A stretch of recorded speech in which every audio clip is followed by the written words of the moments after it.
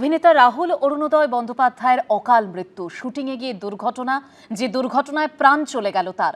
সমুদ্রে ডুবে মৃত্যু হয়েছে অভিনেতার। ইতিমধ্যেই পুলিশ তদন্ত শুরু করেছে এবং সেই তদন্তের স্বার্থে একাধিক তথ্য সামনে আসছে।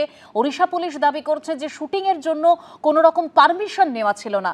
তবে তার এই অকাল মৃত্যুতে শোক প্রকাশ করেছেন প্রত্যেকে। সিরিয়ালের শুটিংয়ের জন্য তালসারি গিয়েছিলেন রাহুল অরুণোদয় বন্দ্যোপাধ্যায়। বিজয়গড়ের তার বাড়ির সামনে প্রচুর অনুরাগীরা ইতিমধ্যেই এসে ভিড় করেছেন, তার সহকর্মীরা আসতে শুরু করেছেন। আমি সরাসরি একবার আমার প্রতিনিধি অনির্বাণ বিশ্বাসের কাছে চলে যাব। অনির্বাণ,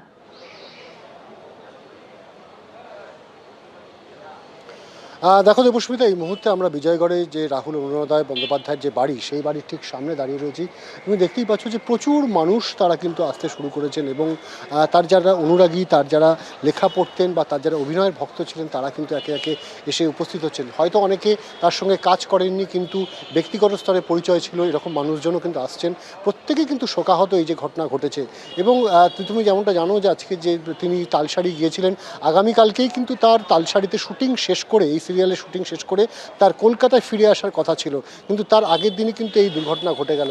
এই যে বাড়ি দেখতে পাচ্ছ, বাড়ির দোতলায় কিন্তু রাহুলের মা এবং রাহুল তারা থাকতেন এবং এখানে কিন্তু তার মায়ের সঙ্গে কিন্তু পরিবারের আত্মীয় স্বজন তারা কিন্তু রয়েছেন এবং যেমনটা পাড়া প্রতিবেশীরা তারাও কিন্তু একে একে আসছেন। কিন্তু প্রত্যেকেরই কিন্তু একটা প্রশ্ন যে রাহুলের মায়ের সামনে গিয়ে কী বলবেন তারা, কী উত্তর দেবেন তারা, এবং তার ছেলে যেভাবে একেবারে অকালে চলে গেল। স্বাভাবিকভাবে কিন্তু গোটা পরিবেশ সেটা কিন্তু খুব শোকসন্তপ্ত পরিবেশ এবং যারা আসছেন প্রত্যেকে নিজের মধ্যে কথা বলছেন। কারণ একটা জলজান্ত ছেলে, সে 42 বছর বয়স তার মাত্র, সে চুটিয়ে অভিনয় করছিলেন, তার বিভিন্ন কাজ করছিলেন, পডকাস্টের কাজ করছিলেন এবং তার মধ্যে কিন্তু আচমকা এই দুর্ঘটনা এবং সেই দুর্ঘটনা কিন্তু তার এই চলে যাওয়া।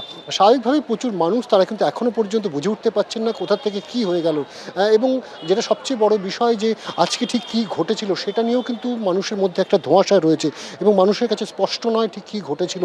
এবং সেই জায়গায় সবাই উত্তর খুঁজতে চাইছেন যে রাহুল যেভাবে সে কাজ করে, সবসময় সে অত্যন্ত হাসি খুশি থাকে, সেই জায়গা থেকে রাহুলের মতন একজন অভিনেতা তার চলে যাওয়া এবং তার পাশাপাশি তার মতন যে প্রতিভা, সেই প্রতিভাকে ইন্ডাস্ট্রি হারানো। তুমি দেখতেই পাচ্ছ যে প্রচুর মানুষ তারা কিন্তু আসছেন এবং প্রত্যেকেই শোকসন্তপ্ত।